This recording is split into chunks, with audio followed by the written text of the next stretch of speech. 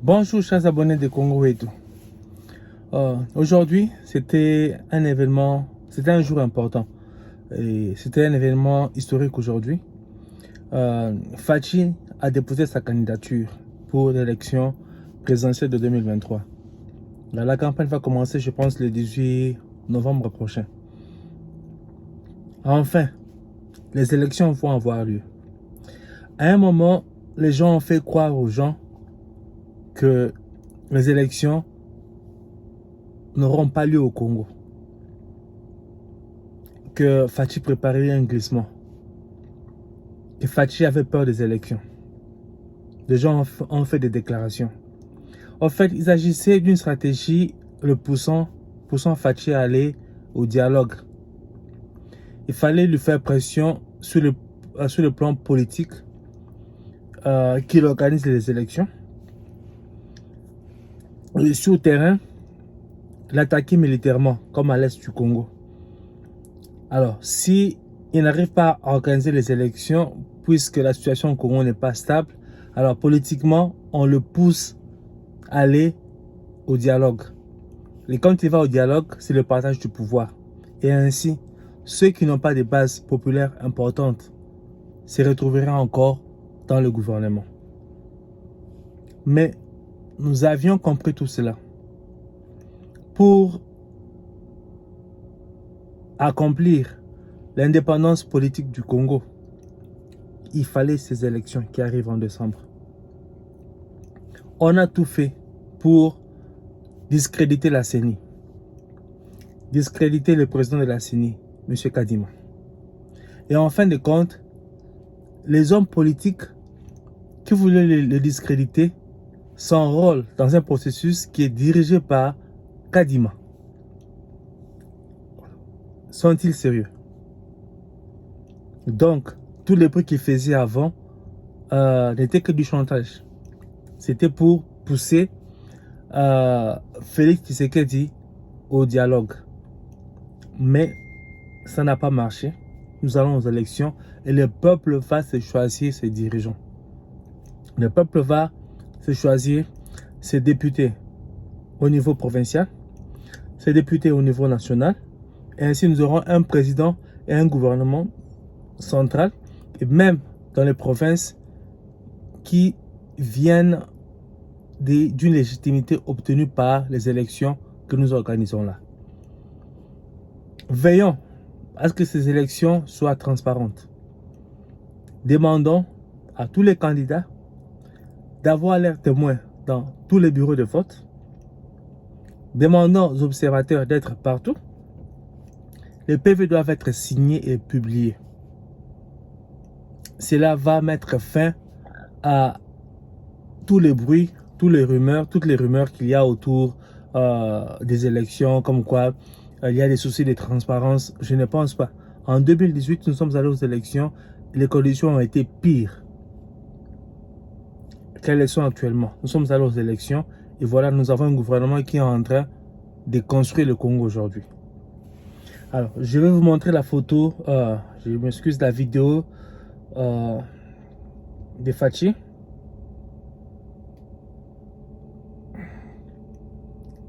Bon, là, il est en train de s'enrôler. Il dépose sa candidature en fait. Là, c'est une photo avec certaines personnes autour de lui. Photo avec son épouse, Denise. Et puis, voilà, écoutez.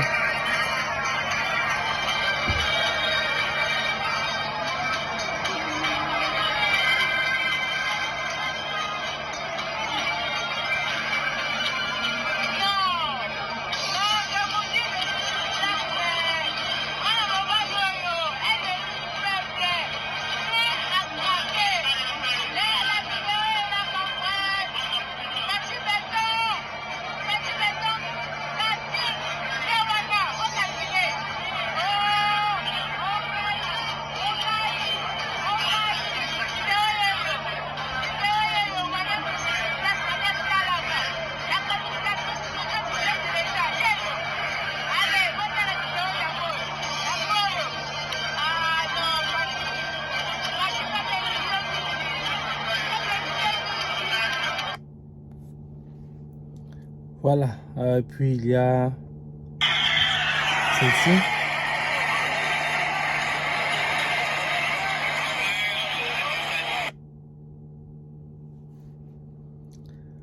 Voilà.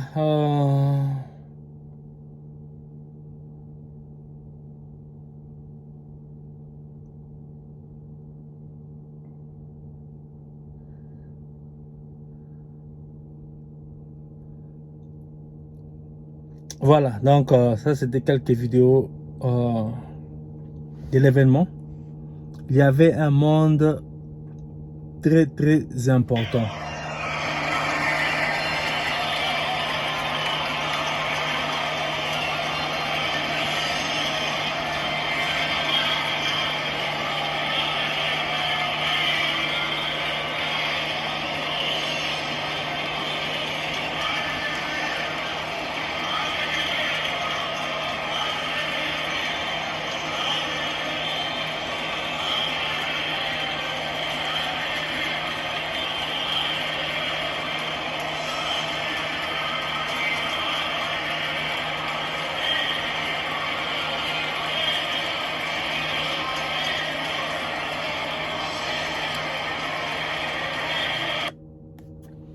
Voilà, donc c'est fait. Fachi a déposé sa candidature.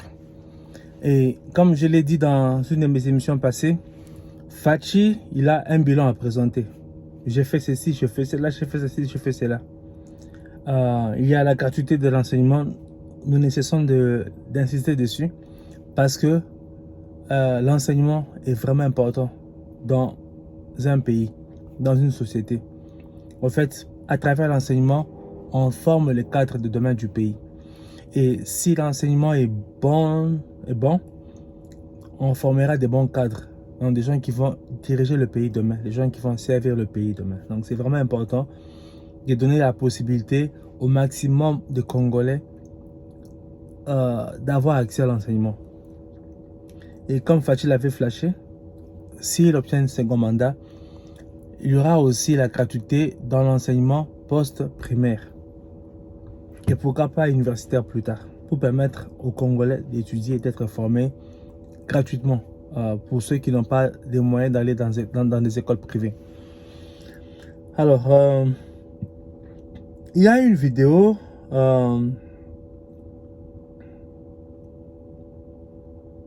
c'était celle de Martin Fayulu qui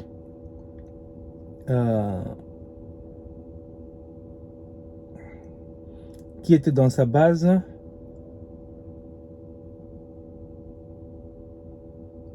J'espère que je vais la retrouver.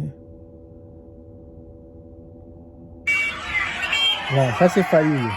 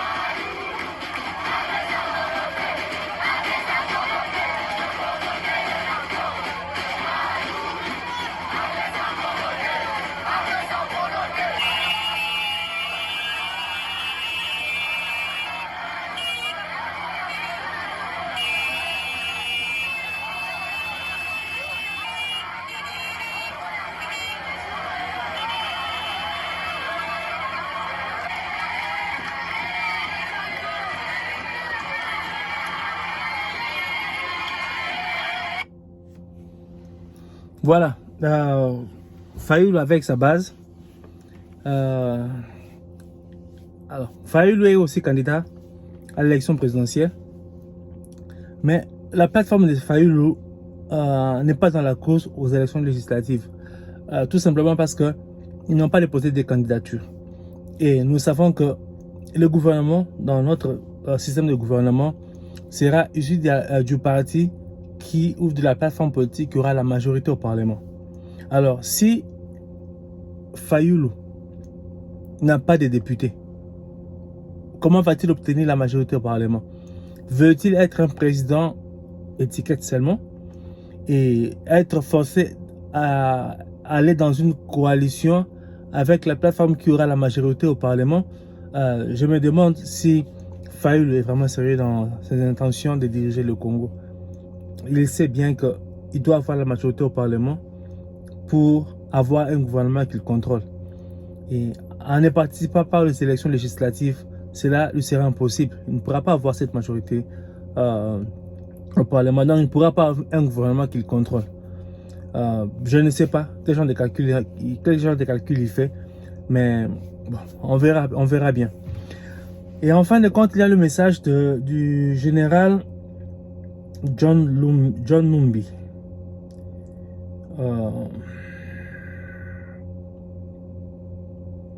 Je vais vous le faire suivre aussi.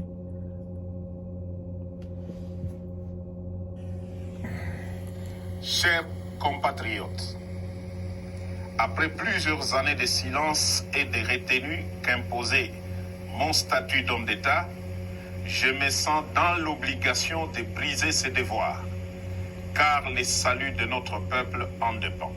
Les élections de 2018, qui ont consacré une passation pacifique du pouvoir pour la première fois en RDC, ont été soumises à un challenge dont l'objectif était la déstabilisation à la libyenne de tout le pays. Devant ces plans machiavéliques forgés dans le sombre salon de les ennemis de la RDC, une paix des braves s'érigeait devant nous comme la seule solution salutaire pour épargner le pays de l'hécatombe planifiée. Cette paix des braves s'est matérialisée par un accord dont la majorité des acteurs sont encore vivants, à l'exception des généraux disparus Delphin Kaimbi et Tim Mukoto. Paix à leur âme. L'opinion tant nationale qu'internationale retiendra que l'enjeu exclusif qui avait motivé la signature de cet accord, c'est l'alternance pacifique entre un président entrant et un président sortant sans effusion de sang, comme cela a toujours été le cas depuis l'indépendance. Force est de constater que cet acquis indéniable est malheureusement mis en mal gravement par Félix Antoine Tshisekedi, qui en était le plus grand bénéficiaire. En effet, dès la prise du pouvoir, le nouveau président a commencé à déboulonner, selon ses propres termes, les systèmes qu'il a mis au pouvoir en dépit des prescrits de la Constitution. Son pouvoir a été caractérisé par des antivaleurs et des mots qui, aujourd'hui, mettent en péril l'unité du pays. Je cite: la corruption institutionnalisée, les tribalismes à outrance, la prédation des richesses du pays en détruisant le cycle de la croissance économique dont tous les agrégats macroéconomiques étaient favorablement ouverts au début de son mandat. L'instrumentalisation et la tribalisation de la justice, les assassinats politiques, ainsi que le crime d'État dans les Katanga et dans l'Est de la République.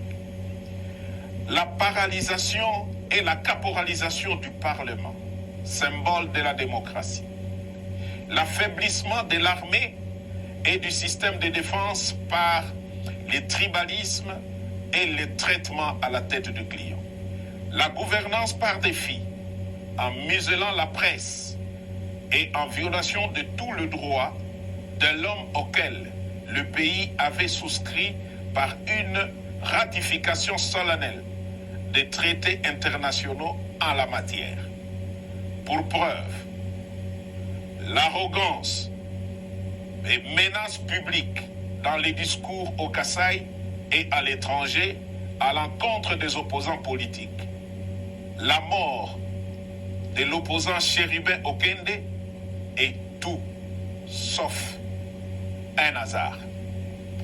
Le non-respect des accords nationaux, régionaux et j'en passe. Au dernier sommet de l'ONU, Fachi a raté l'occasion de se taire à 3 mois de la fin de son mandat.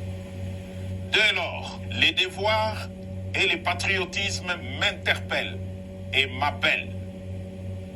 Devrions-nous nous taire et regarder périr un peuple dont tous les espoirs étaient permis lors de la première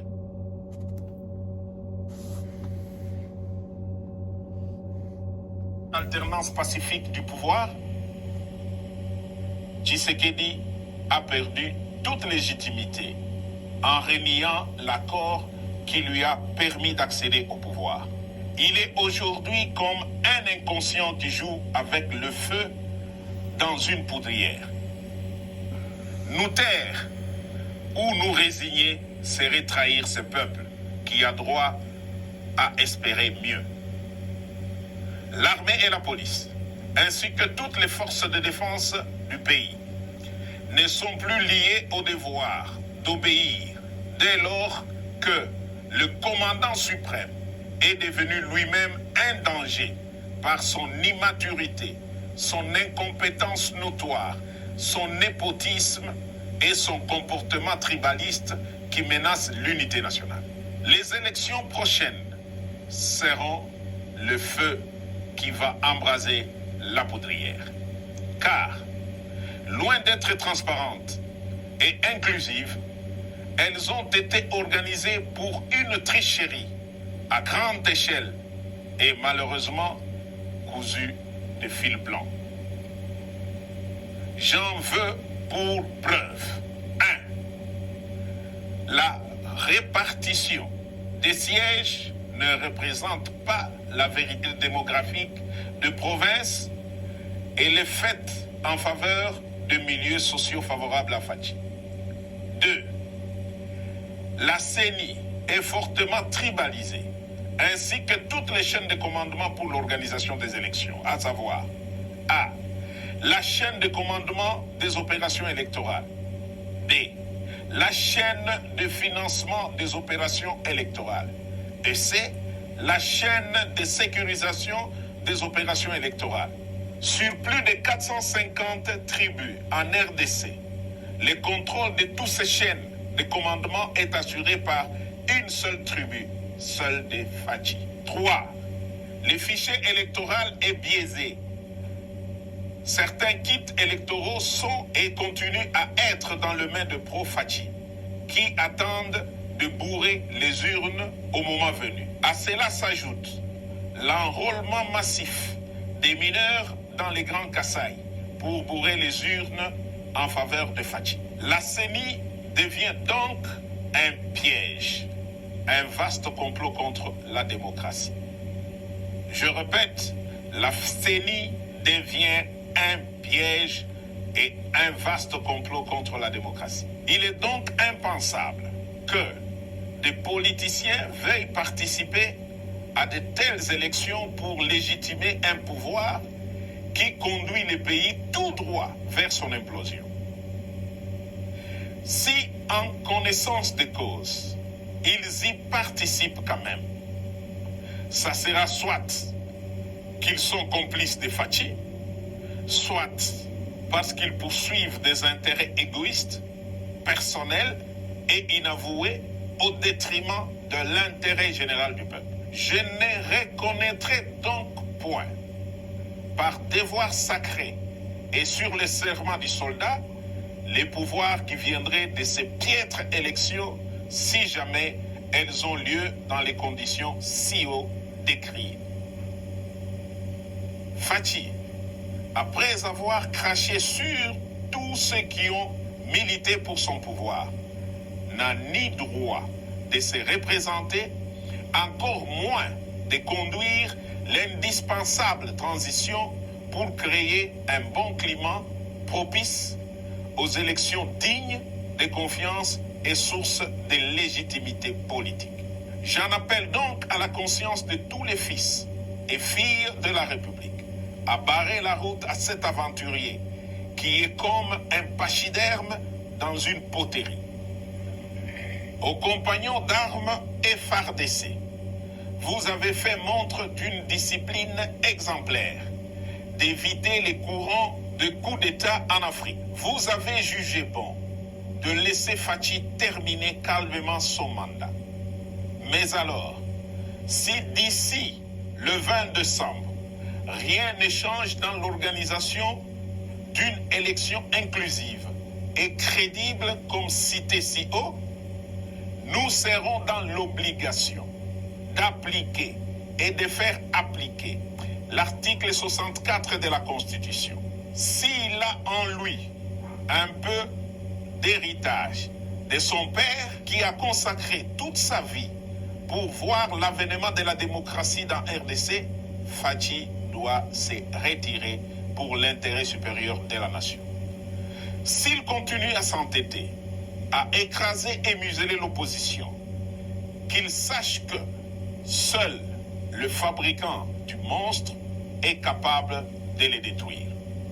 Autant nous lui avons donné le pouvoir, autant nous sommes capables de les lui reprendre, de gré ou de force, pour sauver la République.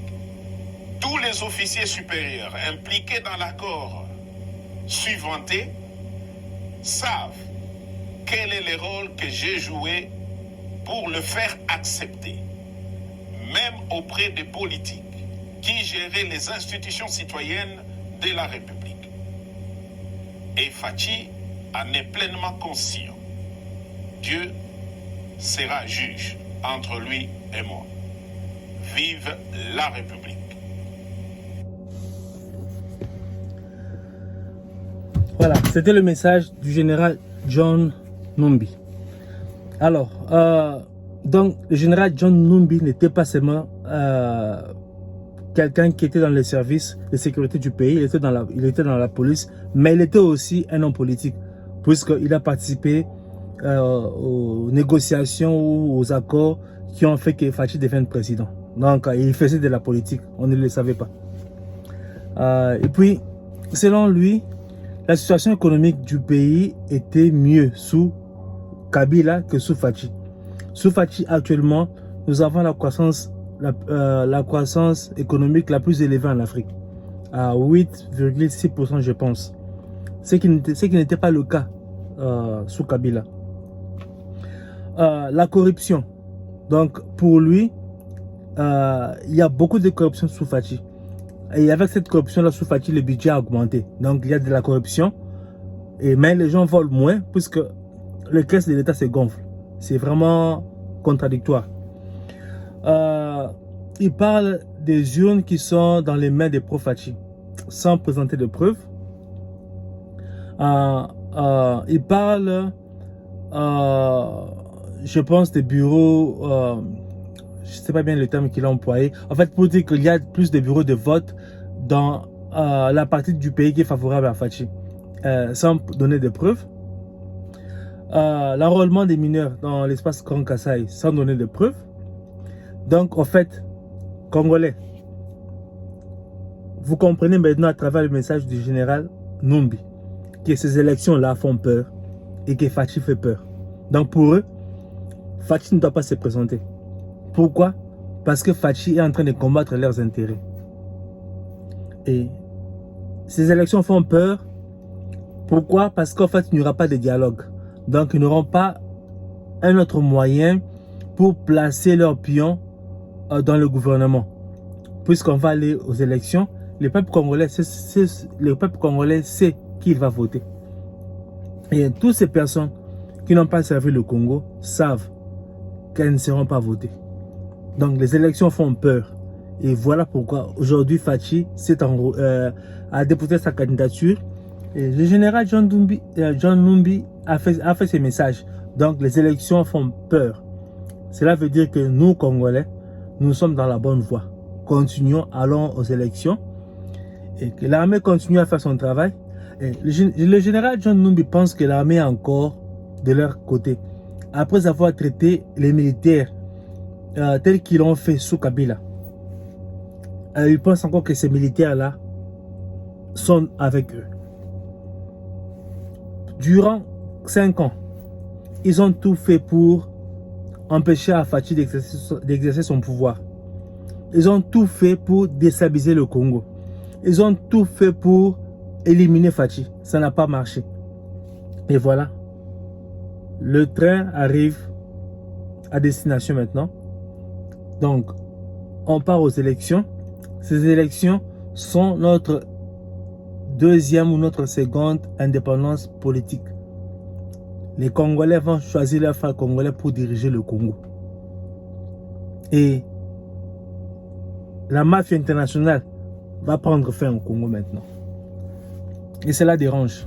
Donc, mes frères et sœurs congolais, je vous demande de voter massivement Fachi. Il fait peur. Il fait peur. Il fait peur.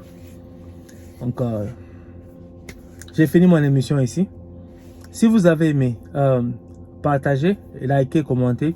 Surtout, abonnez-vous. Abonnez-vous. Je vois le nombre des abonnés en train d'augmenter. Je suis très reconnaissant. Je vous en remercie beaucoup. Continuez à encourager les gens à s'abonner. C'est ainsi que ce que nous faisons ici atteindra beaucoup plus de gens. Donc, je vous remercie et à la prochaine.